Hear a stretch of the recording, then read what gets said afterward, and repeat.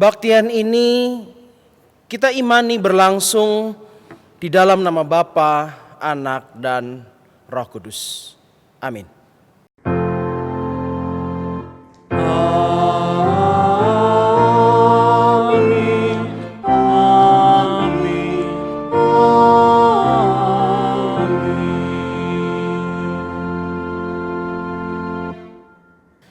Kasih karunia dan damai sejahtera dari Allah Bapa kita dan dari Tuhan kita Yesus Kristus menyertai saudara sekalian. Dan menyertai saudara juga. Pada hari ini, ibadah kita bertema upah di dalam Tuhan. Melalui tema ini, kita diyakinkan kembali akan janji pemeliharaan Tuhan di dalam menjalankan tugas panggilan sebagai orang percaya. Seperti yang tertulis dalam Filipi 4 ayat 19. Allah akan memenuhi segala keperluanmu menurut kekayaan dan kemuliaannya dalam Kristus Yesus. Mama udah siang, mau berangkat kantor. Jangan minta tolong nyapu nggak, Vin? Bentar. Lagi main game kok. Ini kan kotor banget rumahnya. Mama udah siang banget nih. Pakai kata aja itulah. Keket sudah lain bantuin Mama jemur baju di depan tuh. Cuma Ya, sebentar. isiin saldonya biar top up aku. Isiin. Sapu. Isiin saldo apa? Isiin pulsa mau buat top up. Lah ini Be, aku lagi jemur baju kok. Masa kayak gitu tok minta upah? Kalau yang kayak mama yang ke kantor setiap hari terus dapat gaji, itu baru upah yang benar. Ya, Keket bener, Vin. Kalau kamu sedikit-sedikit minta imbalan kalau disuruh minta upah, itu nggak baik. Kalau kamu bantuin nyapu, rumahnya bersih, nanti rumahnya rapi, sehat, kamu juga enak kan, kamu ikut merasakan. Isi rumah ikut merasakan. Senang, ada sukacita. Itu udah suatu upah sendiri buat kita. Tuhan Yesus itu sudah ngasih kita keselamatan loh secara cuma-cuma. Jadi kita harus punya komitmen sendiri, punya prinsip. Kalau kita ingin membahagiakan, menyenangkan hati Tuhan, menyenangkan hati orang lain, menyenangkan diri sendiri, itu sudah suatu upah, Vin. Jadi tidak hanya berupa materi, kamu harus minta. Dah, itu Kevin sama Keket diajarin di sekolah minggu seperti itu kan? Sekarang Kevin paham yang memang maksudkan. Tidak harus seperti itu. Kita udah dapat upah tersendiri dari Tuhan. Jelas ya, Vin? Nanti Kevin mau nyapu ya.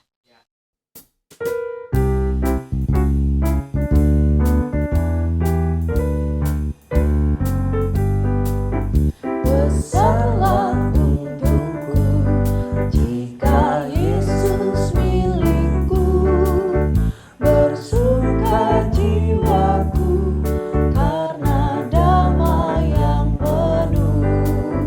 Meskipun angin keras, badai dunia menderu, tak goyah hatiku karena Yesus milikku.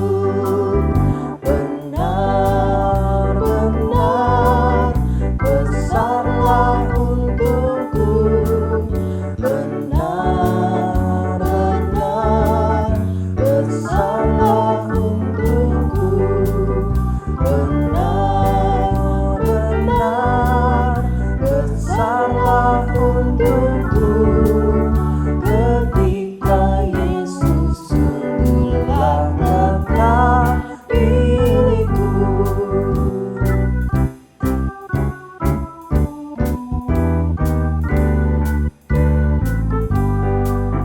Kendati tiadalah hartaku di dunia, hatiku tak resah, tak bersuka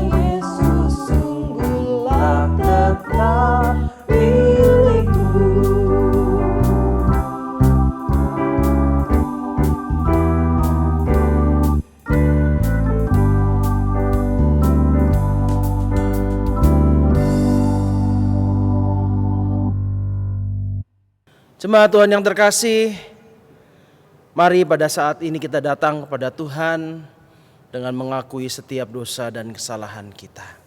Kita berdoa. Bapa yang bertahta dalam kerajaan surga, kami mengucap syukur dalam segala kerapuhan dan keterbatasan kami. Saat ini kami masih bisa bersekutu, sekalipun terpencar di tempat kami masing-masing. Kami mengucap syukur kalau sampai saat ini Engkau masih memberikan kami hidup. Terima kasih Tuhan, betapa Engkau adalah Allah yang sungguh mengasihi kami.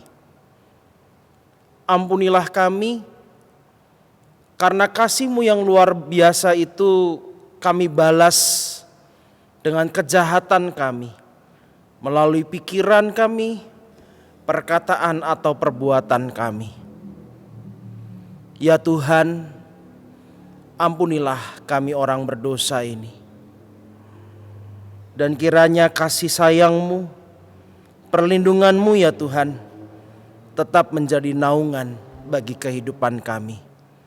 Demi Kristus Tuhan kami, ampunilah dosa kami. Amin.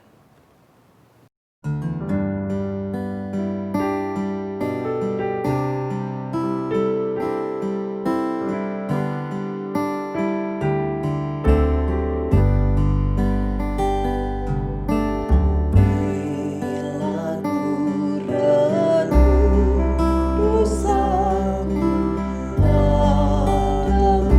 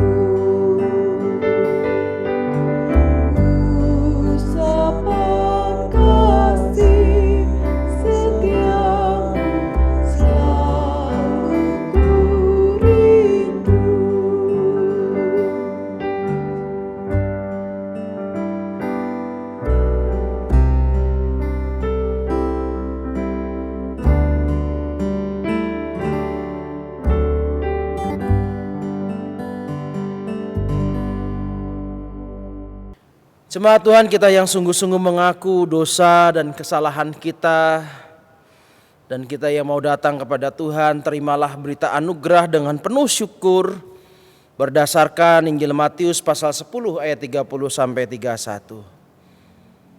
Dan kamu, rambut kepalamu pun terhitung semuanya.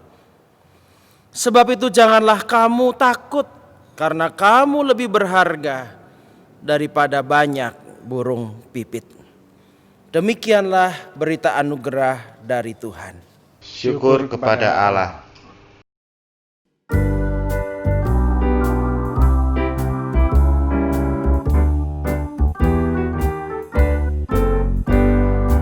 Indah mulia bahagia penuh, bersandarkan lengan yang kekal.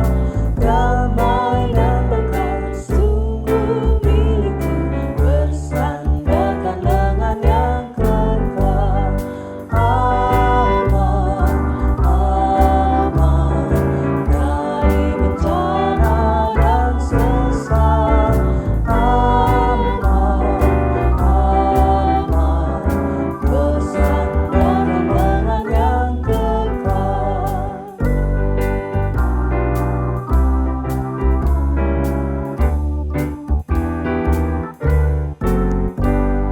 Tiada ku cemas takut pun hanya, bersandarkan lengan yang kekal. Hatiku tenang ku dihantarnya, bersandarkan lengan yang kekal. Aman, aman dari bencana dan sesat. Aman, aman bersandarkan lengan yang kekal.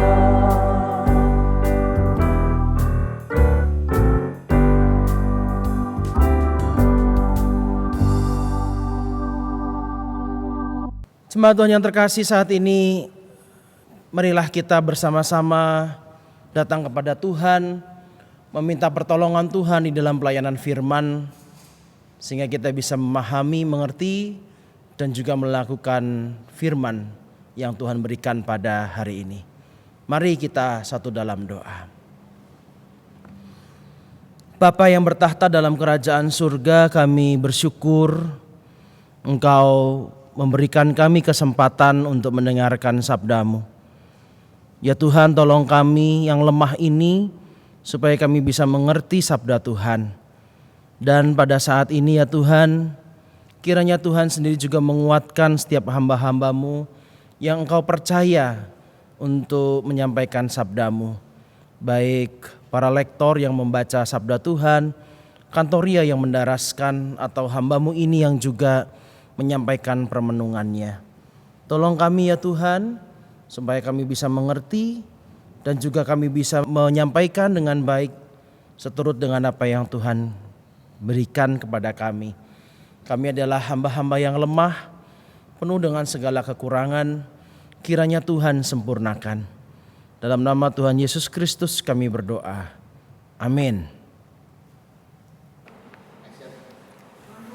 Bacaan pertama diambil dari Yeremia 28 ayat 5 sampai dengan 9. Lalu berkatalah Nabi Yeremia kepada Nabi Hanaya di depan mata imam-imam dan di depan mata seluruh rakyat yang berdiri di rumah Tuhan itu. Kata Nabi Yeremia, Amin. Moga-moga Tuhan bernubuat demikian. Moga-moga Tuhan menepati perkataan-perkataan yang kau nubuatkan itu dengan dikembalikannya perkakas-perkakas rumah Tuhan dan semua orang buangan itu dari Babel ke tempat ini. Hanya dengarkanlah hendaknya perkataan yang akan kukatakan ke telingamu dan ke telinga seluruh rakyat ini. Nabi-nabi yang ada sebelum aku dan sebelum engkau dari dahulu kala telah bernubuat kepada banyak negeri dan terhadap kerajaan-kerajaan yang besar tentang perang dan malapetaka dan penyakit sampar. Tetapi mengenai seorang nabi yang bernubuat tentang damai sejahtera, jika nubuat nabi itu digenapi, maka barulah ketahuan bahwa nabi itu benar-benar diutus oleh Tuhan.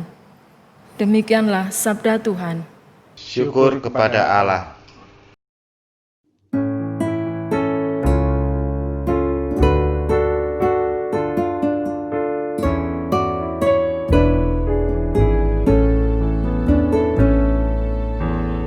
Aku hendak menyanyikan kasih setia Tuhan. Selama-lamanya akan ku nyanyikan kasih setiamu Tuhan. Aku hendak menyanyikan kasih setia Tuhan. Selama-lamanya akan ku nyanyikan kasih setiamu Tuhan. Sebab kasih setiamu ya Tuhan dibangun untuk selamanya. Kesetiaanmu tegak bagaikan langit. Engkau telah berkata, sudah ku ikat perjanjian dengan orang pilihanku. Aku sudah bersumpah kepada Daud hambaku.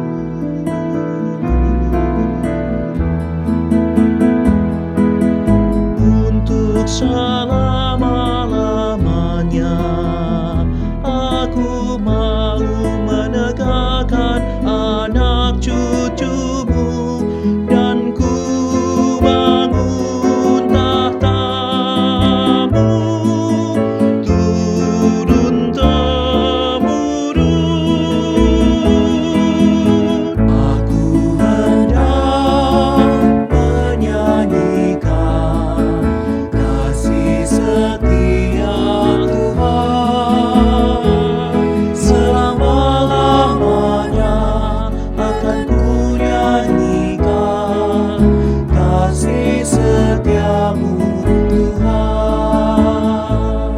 Berbahagialah bangsa yang bersorak-sorai, yang hidup dalam cahaya wajah-Mu. Karena namamu mereka bersorak-sorai sepanjang hari. Dan karena keadilan-Mu mereka pun bermegah. Sebab Kau kemuliaan, kekuatan mereka.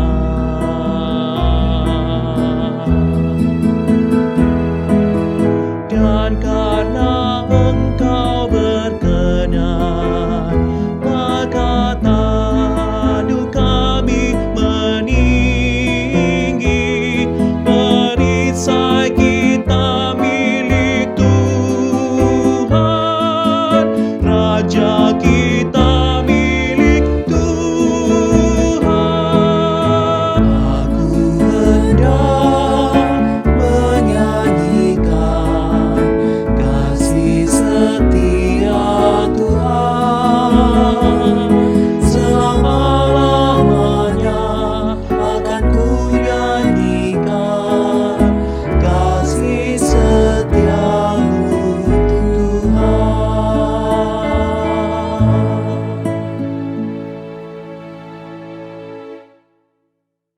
Bacaan kedua diambil dari Roma 6 ayat 12 sampai 23.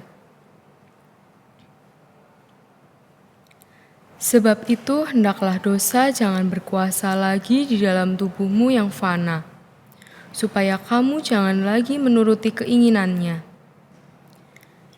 Dan janganlah kamu menyerahkan anggota-anggota tubuhmu kepada dosa untuk dipakai sebagai senjata kelaliman. Tetapi serahkanlah dirimu kepada Allah sebagai orang-orang yang dahulu mati, tetapi yang sekarang hidup. Dan serahkanlah anggota-anggota tubuhmu kepada Allah untuk menjadi senjata-senjata kebenaran.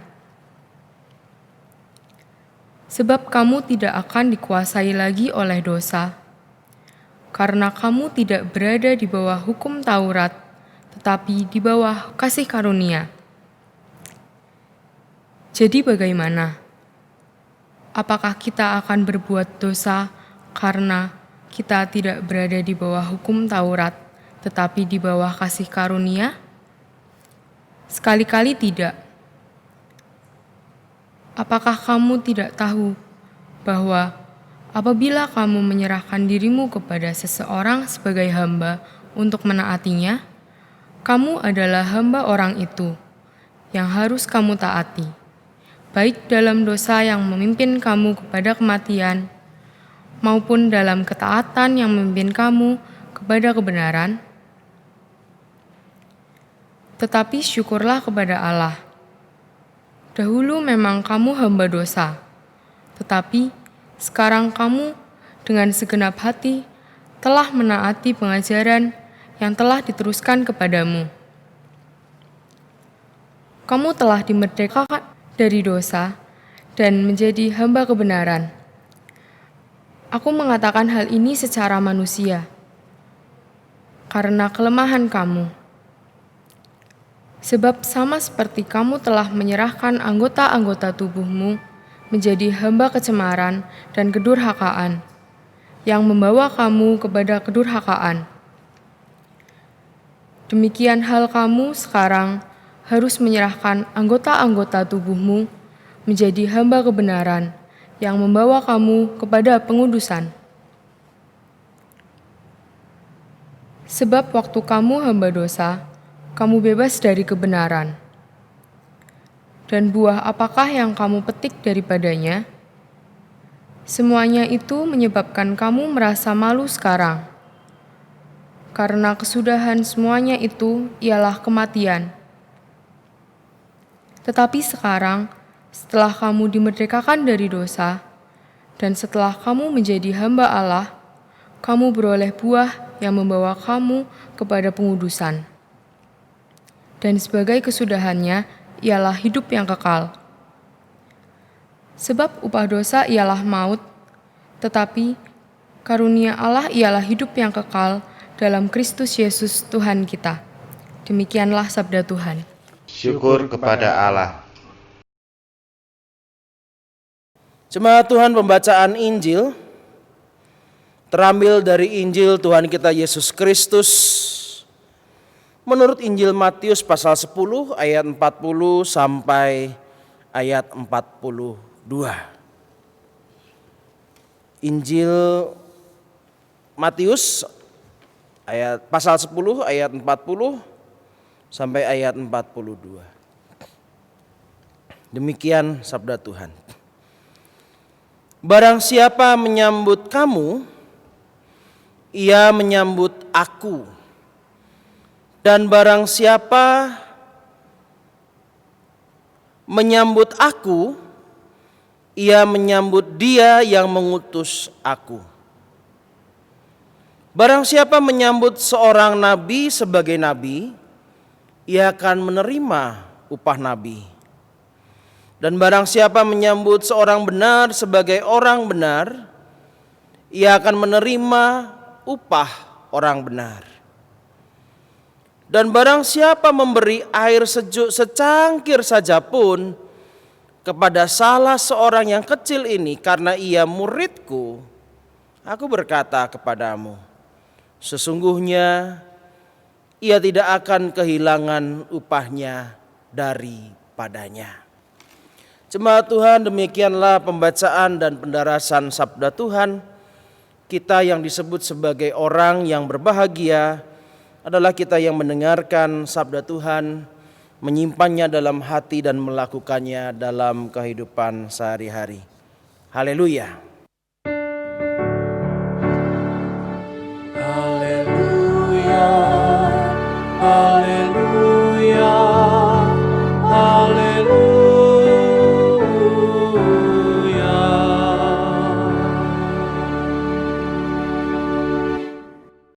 Ambilin air, cepetan. Ya, bentar. Cepetan. Ya.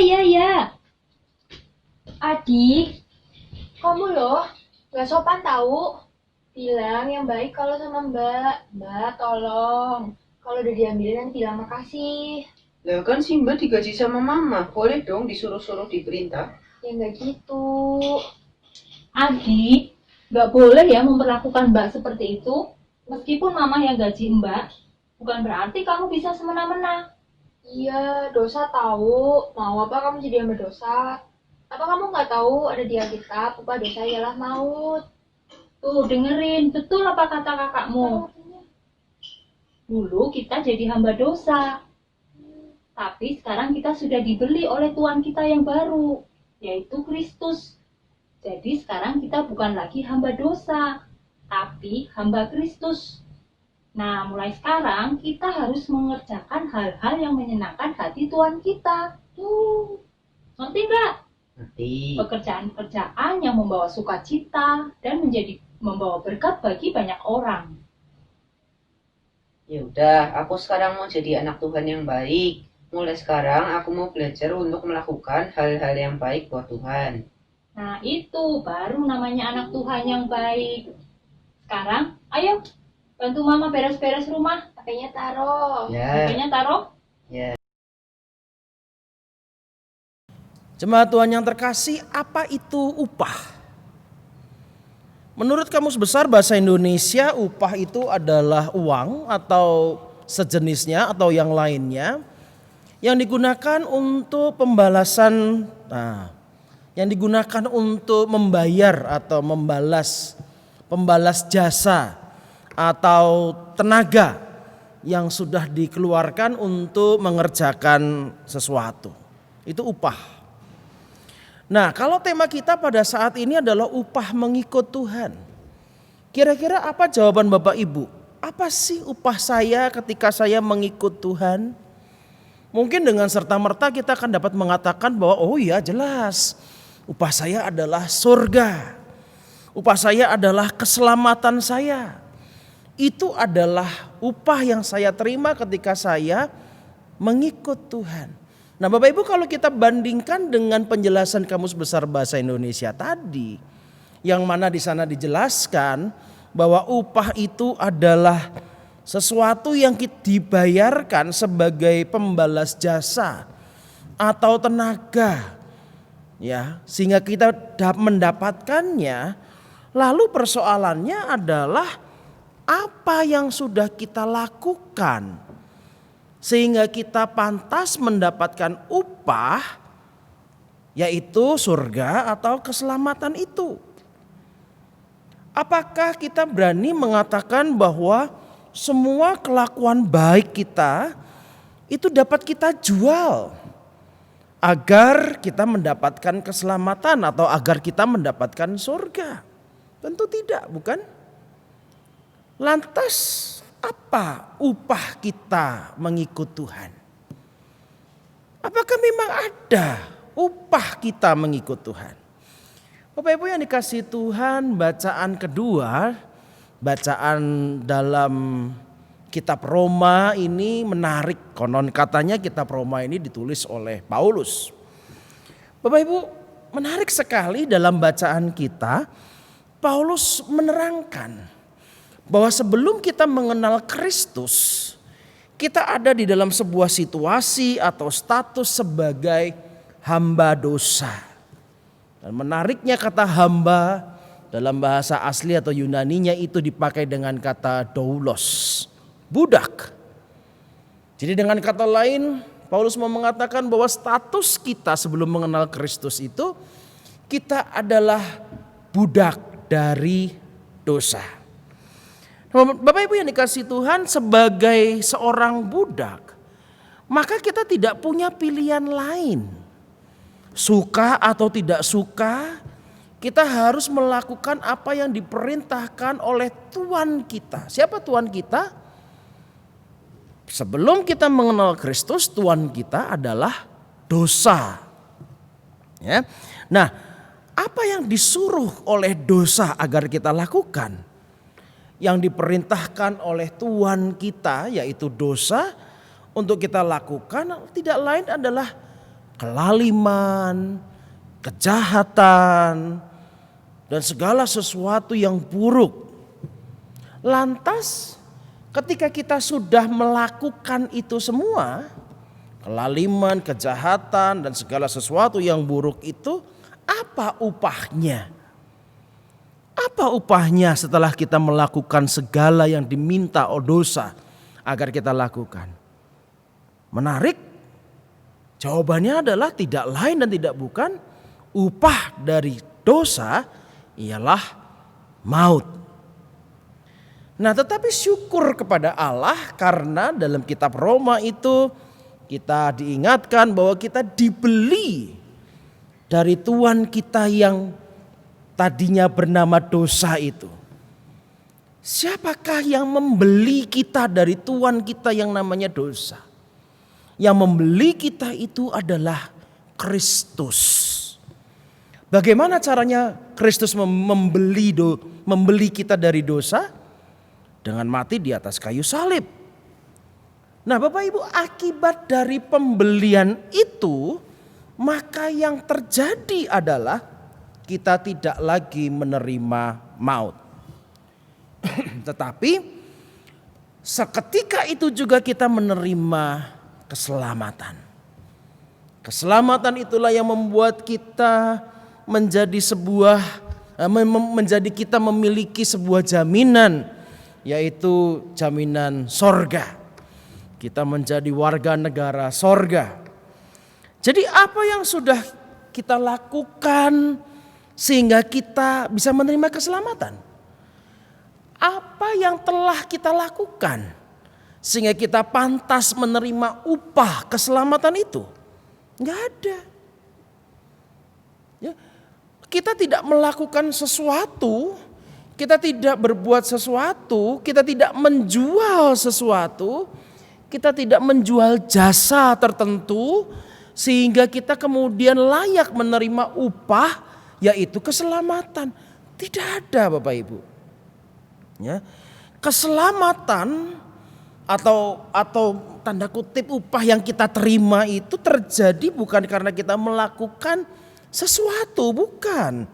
Tetapi akibat karena kita dibeli oleh Tuhan kita yang baru, yaitu Kristus itu. Saya berandai-andai mengumpamakan seperti ini. Seandainya saja saya ini adalah seorang anak yang tinggal dalam sebuah panti asuhan yang kumuh, panti asuhan yang tidak layak, panti asuhan yang tidak terawat, menjijikkan, dan di sana sangat kasar, teman-temannya kasar, bapak panti atau ibu pantinya juga sangat kasar, dan bahkan mungkin kami diharuskan melakukan tindak kejahatan misalnya nyolong dan sebagainya. Wah, mana ada panti seperti itu. Saya soalnya pernah nonton film, Bapak Ibu. Film, kalau saya nggak salah judulnya Oliver Twist. Itu sebuah film yang settingnya terjadi ketika Inggris sedang ada dalam revolusi industri, kalau saya tidak salah setting film itu.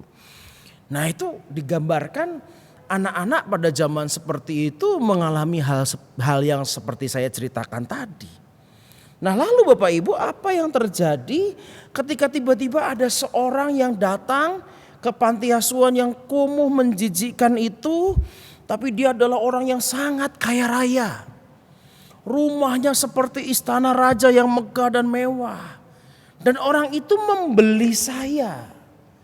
Orang itu membeli saya dari panti asuhan yang kumuh itu, Bapak Ibu.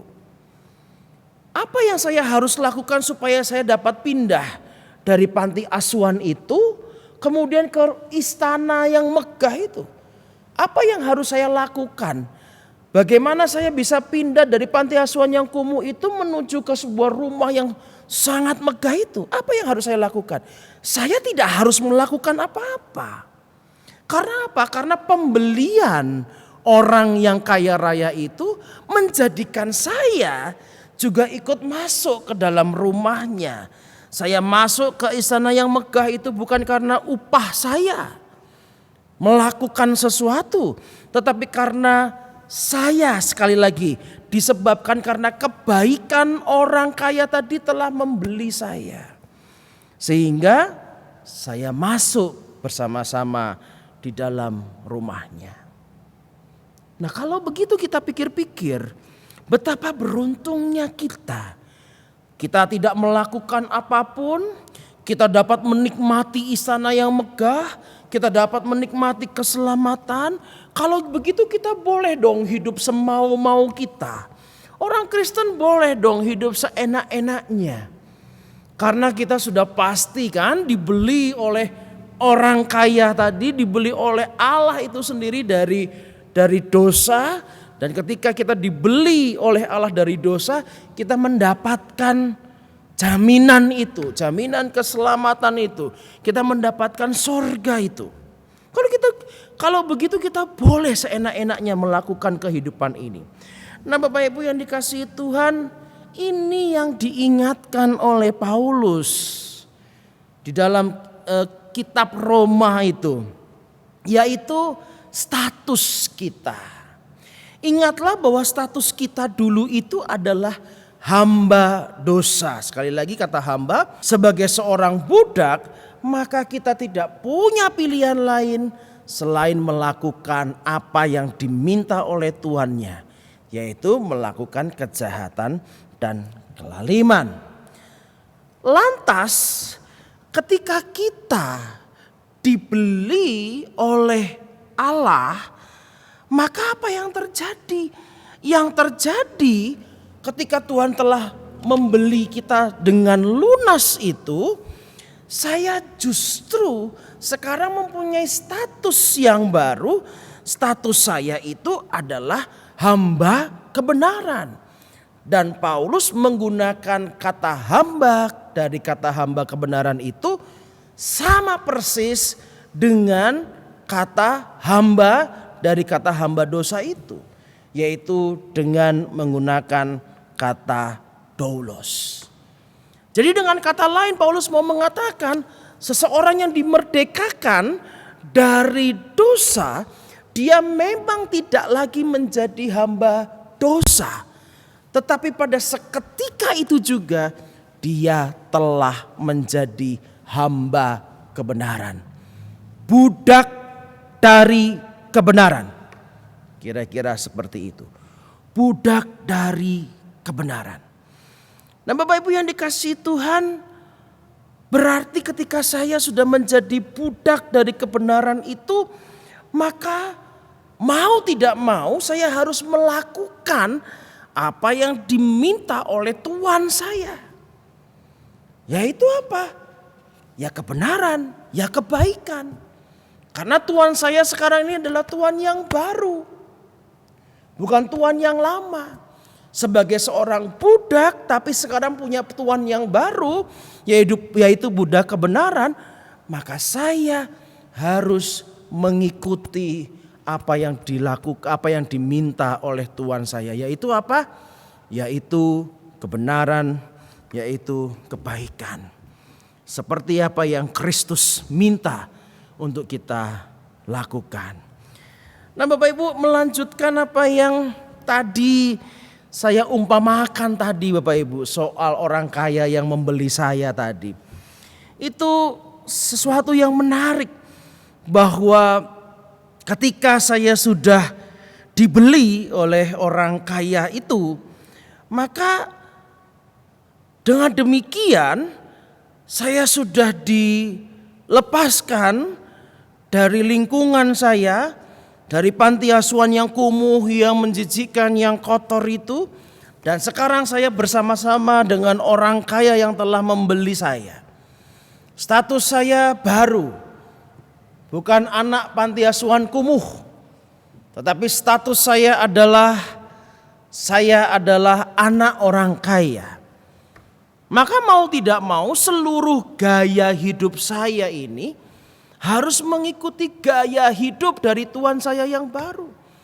Yaitu gaya hidup orang kaya yang telah membeli saya itu. Sekali lagi itu bukan saya lakukan supaya saya bisa masuk rumahnya. Karena sebagai anak yang sudah dibeli, maka saya sudah pasti masuk bersama-sama dengan orang kaya di dalam rumahnya itu.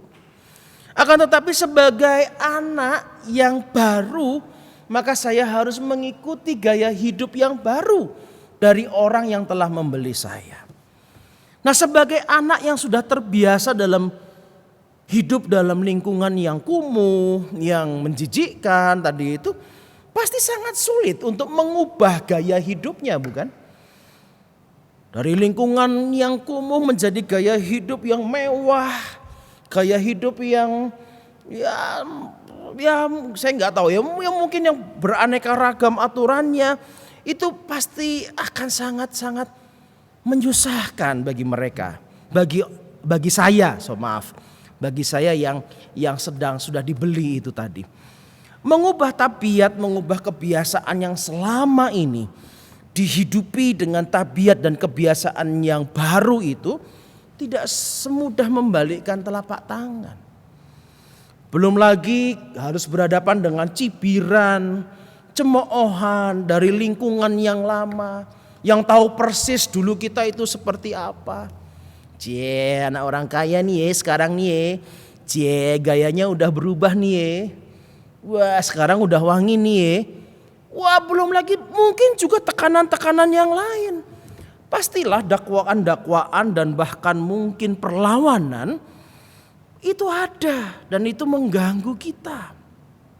Nah, itulah yang kita renungi dari khotbah minggu lalu, Bapak Ibu. Kalau kita masih ingat, di minggu lalu itu kita diingatkan untuk tetap melakukan kebenaran Kristus sekalipun ada tantangannya. Sekalipun sulit atau sekalipun bahkan ada harga yang harus dibayar. Nah, tapi bagaimana caranya kita harus melakukannya? Bapak Ibu, untunglah Tuhan kita yang baru yang bernama Kristus ini tidak seperti yang terdahulu yang namanya dosa itu. Kalau Tuhan kita yang dulu yang namanya dosa, dia tidak mau tahu. Pokoknya kamu harus lakukan kejahatan. Kamu serahkan hidupmu untuk kelaliman, lakukan itu. Dia tidak mau tahu. Sudah begitu upahnya dikasih maut lagi. Akan tetapi menariknya kita, Tuhan kita yang baru yang bernama Kristus tidak seperti itu. Tuhan kita yang baru ini justru menemani kita, menjadi sahabat, menyertai kita. Agar perintah-perintah yang dilakukan itu bisa kita lakukan. Menarik sekali dalam Injil Yohanes 15 ayat 15. Tuhan kita yang baru itu mendeklarasikan demikian. Aku tidak lagi menyebut kamu budak. Aku tidak lagi menyebut kamu hamba. Tapi aku menyebut kamu sebagai sahabat. Begitulah kira-kira perkataan Kristus yang membuat kita kemudian sungguh dikuatkan. Oh, ada sahabat saya.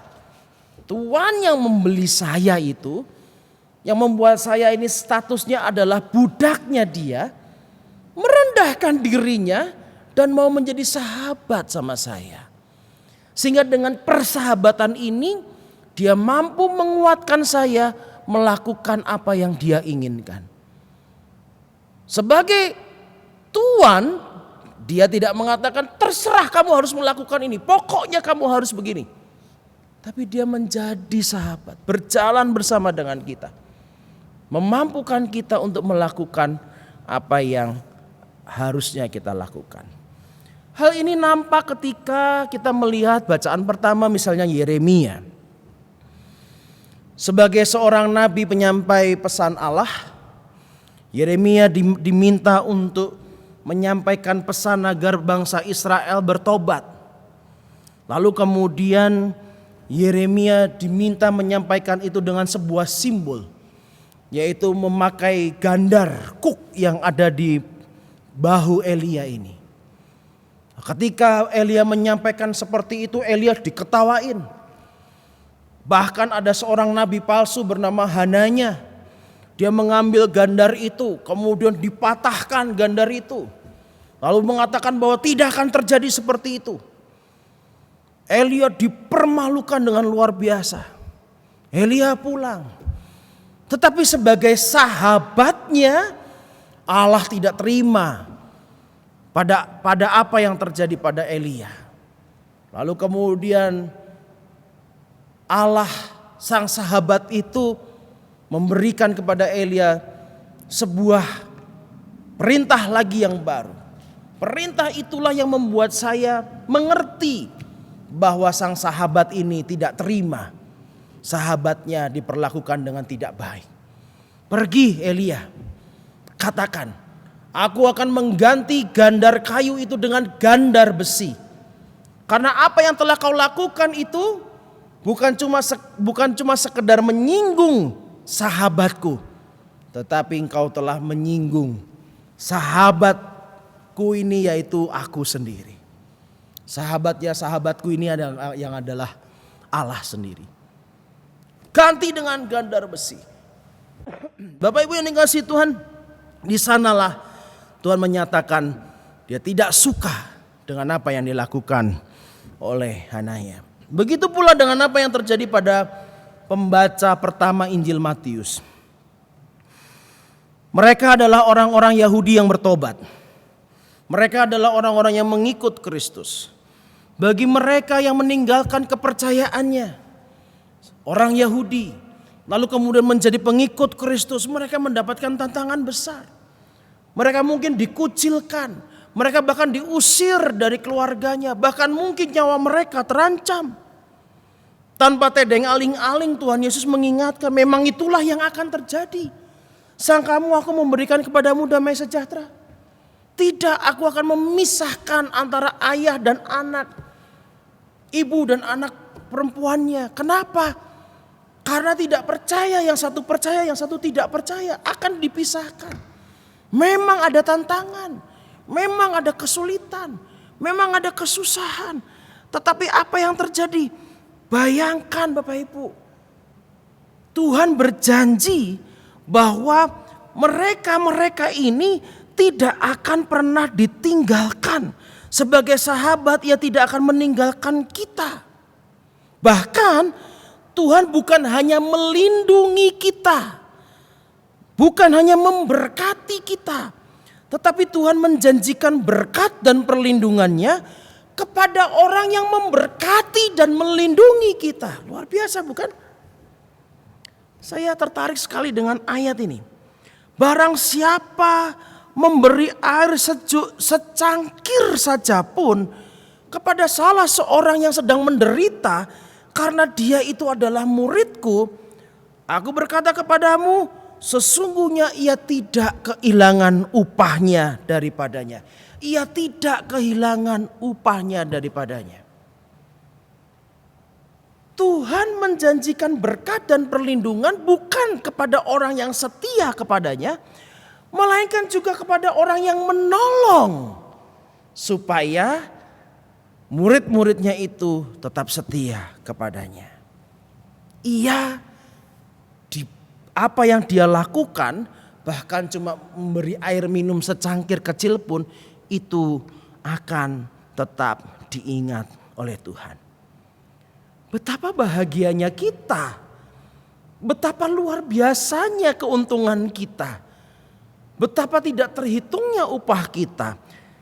Jangankan kita yang tetap setia melakukan apa yang Tuhan minta, orang-orang yang baik kepada kita, orang-orang yang mau menolong kita, yang sedang menderita karena mengikut Tuhan, juga diberkati dan dilindungi oleh Tuhan.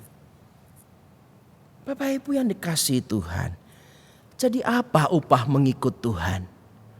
Upahnya berlipat-lipat kali ganda.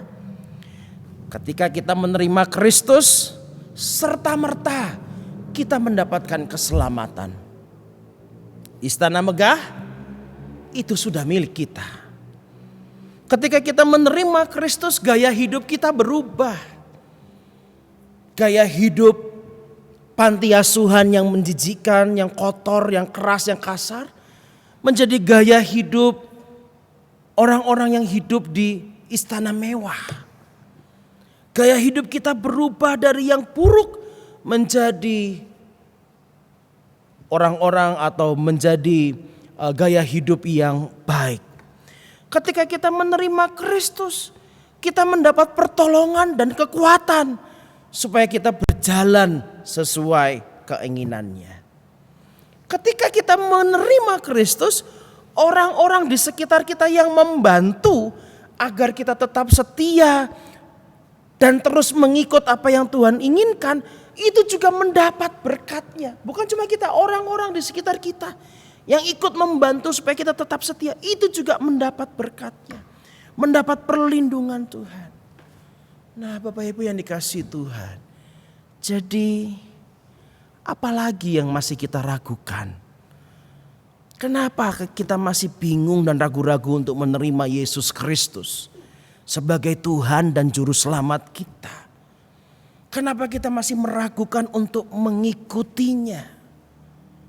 Bapak Ibu, upahnya terlalu besar untuk kita. Keuntungan kita mengikut Yesus tidak bisa kita bandingkan dengan apapun di dunia ini. Apa upah mengikut Tuhan? Upahnya terlalu besar untuk dikatakan. Amin.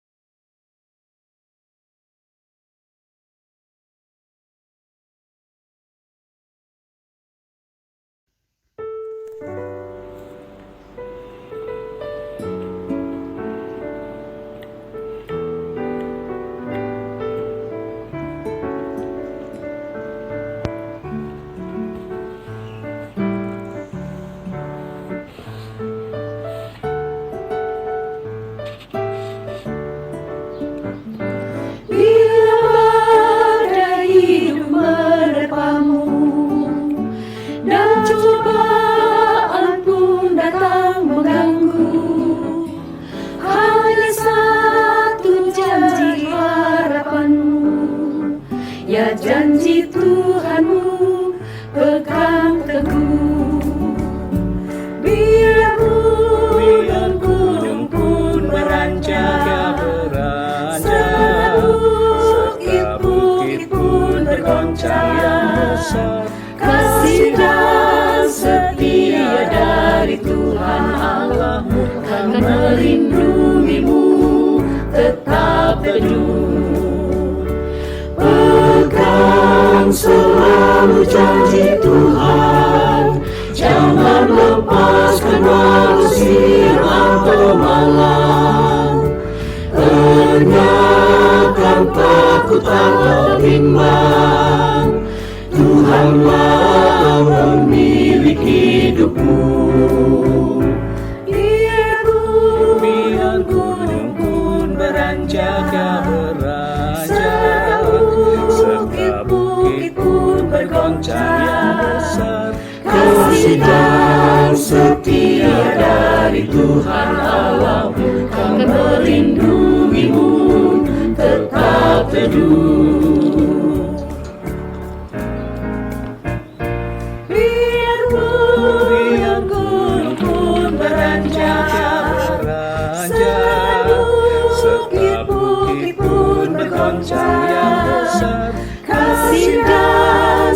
setia dari Tuhan Allahmu kan melindungimu tetap teduh. Pegang selalu janji Tuhan, jangan lepaskan walau siang atau malam. Enyahkan takut akan bimbang, Tuhanlah pemilik hidupmu. Biar gunung pun beranjak, serta bukit pun bergoncang yang besar, kasih dan setia dari Tuhan Allahmu kan melindungimu tetap teduh, kan melindungimu tetap teduh. Marilah kita bersama dengan umat Allah di masa lalu, masa kini dan masa depan, mengingat pengakuan pada baptisan kita menurut pengakuan iman rasuli. Hendaklah masing-masing kita mengatakan demikian. Aku percaya kepada Allah, Bapa yang Maha Kuasa, Khalik langit dan bumi, dan kepada Yesus Kristus, anaknya yang tunggal Tuhan kita, yang dikandung dari Roh Kudus, lahir dari anak darah Maria, yang menderita sengsara di bawah pemerintahan Pontius Pilatus, disalibkan, mati dan dikuburkan, turun ke dalam kerajaan maut. Pada hari yang ketiga, bangkit pula dari antara orang mati, naik ke sorga, duduk di sebelah kanan Allah, Bapa yang Maha Kuasa, dan dari sana ia akan datang untuk menghakimi orang yang hidup dan yang mati. Aku percaya kepada Roh Kudus, gereja yang kudus dan am, persekutuan orang kudus, pengampunan dosa, kebangkitan orang mati, dan hidup yang kekal. Amin. Jemaat Tuhan, mari kita bersama-sama menaikkan syafaat kita. Kita berdoa. Ya Bapa yang penuh kasih, terima kasih untuk sabdamu yang boleh mengingatkan kepada kami betapa kasih-Mu yang luar biasa mengangkat kami, menjadikan kami anak-Mu. Kami yang menjadi budak dosa ini menjadi hamba kebenaran, budak dari kebenaran. Dan sebagai hamba kebenaran ini, biarlah Engkau selalu menyertai kami untuk dapat memberikan kemampuan kepada kami, supaya kami dapat terus melakukan seperti apa yang Engkau inginkan. Kami tahu sebagai manusia, tentu kami tidak mampu ya Tuhan. Tetapi sebagai manusia yang bersama-sama dengan-Mu, Engkaulah yang memampukan kami, sehingga kami dapat melakukan apa yang Engkau mau. Terima kasih untuk upah yang luar biasa. Upah yang tidak kami kerjakan, yang tidak kami lakukan, tapi kami mendapatkannya sebagai sebuah anugerah. Tuhan, terima kasih. Engkau begitu baik bagi kami. Dan saat ini ya Tuhan, kami juga mau berdoa bagi setiap kami yang ada di dalam pergumulan kesehatan ya Tuhan. Kami atau orang-orang yang kami kasihi yang sakit, baik mungkin sakit yang saat ini cukup parah atau bahkan bergumul pada masa-masa yang sulit karena penyakit membawa kepada saat-saat terminal di dalam kehidupan, atau juga kemudian kami yang mungkin harus bergulat dengan persoalan virus corona ini ya Tuhan. Kiranya Tuhan sendiri yang terus bersama-sama dengan kami, memampukan kami agar kami dapat terus melewati hari demi hari hanya dengan anugerah Tuhan. Kami juga berdoa Tuhan untuk setiap kami yang pada saat ini terdampak dengan persoalan COVID-19 ini ya Tuhan. Persoalan ekonomi yang mungkin membawa kami harus kehilangan pekerjaan, atau harus membawa kami kepada penurunan jumlah penghasilan untuk kami kelola dan kami berikan untuk rumah tangga kami ya Tuhan. Kiranya Tuhan sendiri yang menolong kami, menguatkan kami. Kami yakin Engkau memberikan kami jalan keluar ya Tuhan. Kami yakin Engkau akan menolong dan menguatkan kami. Bapa di dalam sorga, kami juga berdoa tidak henti-hentinya memohon agar persoalan coronavirus ini segera berlalu. Kami percaya Engkau adalah Allah di atas segala Allah yang memampukan segala sesuatu ini untuk dapat segera berlalu. Tuhan, kami juga berdoa ya Bapa, untuk usaha baik dari pemerintah maupun seluruh dunia untuk memerangi, untuk dapat segera lepas dari persoalan ini. Berikanlah para pemimpin-pemimpin, baik pemimpin Indonesia maupun juga pemimpin-pemimpin di seluruh dunia, hikmat yang datang daripada Tuhan, sehingga kami sendiri bisa melalui persoalan ini dengan baik.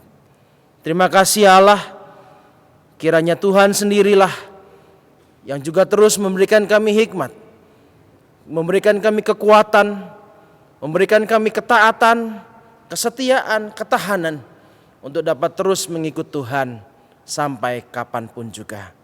Terima kasih Bapa, inilah doa kami. Dalam nama Tuhan Yesus kami berdoa. Amin. Marilah kita bersyukur kepada Tuhan atas anugerah-Nya yang memenuhi hidup kita, serta penyertaan-Nya yang tiada pernah berkesudahan.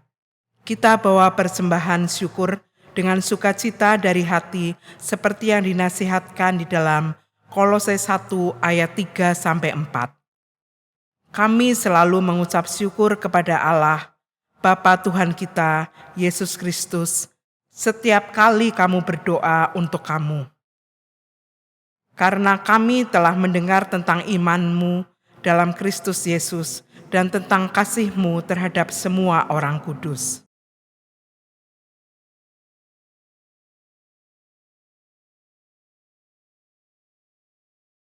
Kita bawa persembahan kita dengan menyanyi dari PKJ 256 ayat 1 dan 2.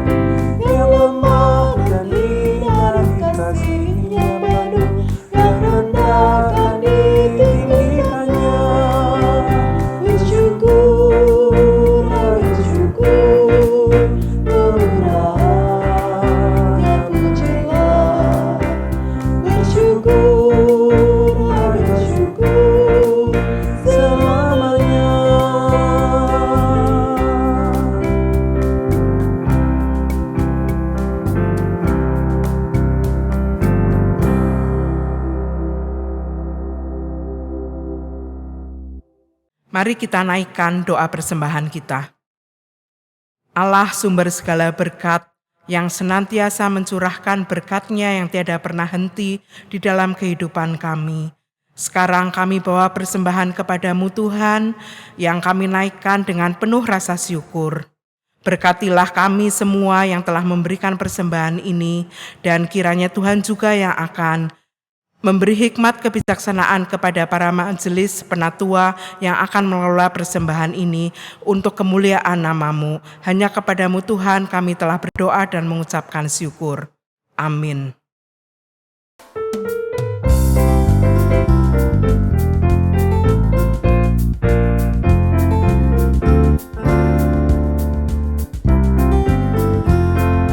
Janji yang manis kau tak lupakan, tak terombang ambing dari jiwaku. Walau lembah hidupku penuh awan, nantikan cerahlah langit di atasku. Kau tidak akan aku lupakan, aku memimpimu, aku memimpimu. Kau tidak akan aku lupakan, aku menolongmu, yakinlah teguh.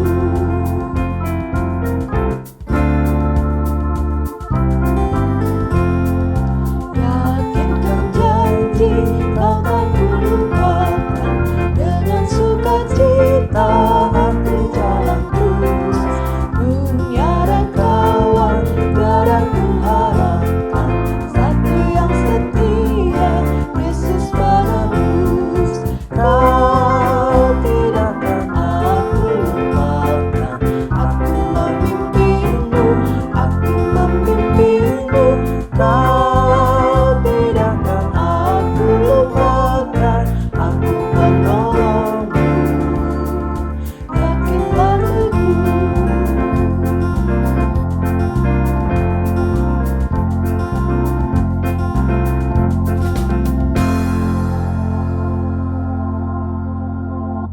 Jemaat Tuhan yang terkasih, marilah kita kembali ke dalam kehidupan kita, dan saat ini biarlah kita kembali dengan tetap terus setia mengikut Tuhan dalam kehidupan kita, dan kita percaya bahwa berkat Tuhan akan terus menyertai kehidupan kita.